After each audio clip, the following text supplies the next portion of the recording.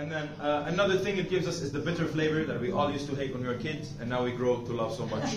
So yeah, all in all, the hops does a lot of very important things for us. But now, let's talk more or less about where we get the hops and the barley, at least for the Netherlands. Because if you didn't know, we have about 172 breweries around the world.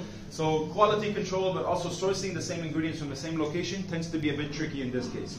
For our brewery in the Netherlands, we source our barley from the south of France, which is why if you look directly into this photo over here, this is actually a picture that was taken from one of our barley fields.